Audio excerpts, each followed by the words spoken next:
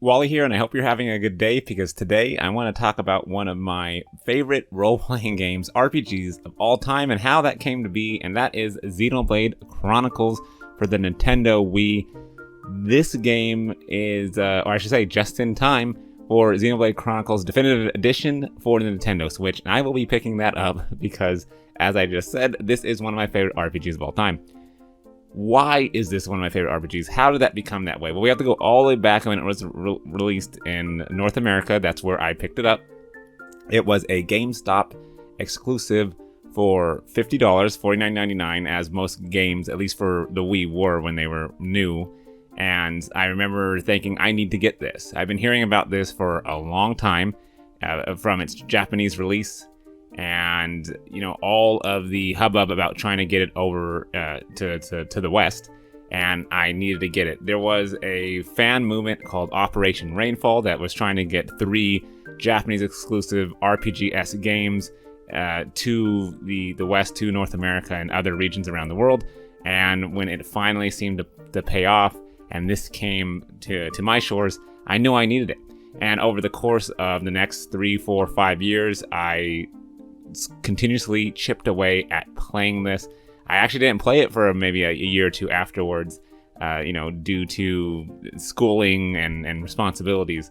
But when I finally did, I just fell in love with everything this game had to offer, from the awesome characters to the story that just keeps on going places, to the voice acting, and then of course the wide open worlds. I've never really seen anything quite like it, along with the really awesome music that plays. And they have music in many of the areas. There's music for the daytime and nighttime, and both of the tracks are just for each area are just so great. And one of the biggest things about this game and this series is you may be traveling along in a certain area thinking you need to be a certain level, and that you're only going to find enemies of that level, when then you'll find a level 80 monster lurking around the corner when you're only level 10. It kind of bucks a lot of traditions that the role-playing game genre had, and I really enjoyed stumbling into this like monster den that I was so outclassed and outleveled that I would just run away. I mean, there's so many moments like that in this game. The cutscenes, I'm not going to talk about any spoilers in this, of course, because it is being re-released as I speak for Nintendo Switch, which I can't wait to delve into deeply. But there's so many great moments in here, and the overall world and how everything's set up, revolving these 2 huge titans. It's just a great game, a great story that I played along with my spouse over many different consoles, Wii's and Wii U's.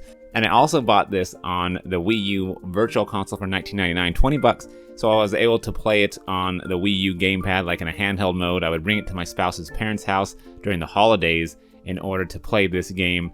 I was bringing it everywhere with me, playing as much as I can every weekend, doing all the quests, spending like hundreds of hours, probably like 100 to 160, maybe 200 hours overall playing this.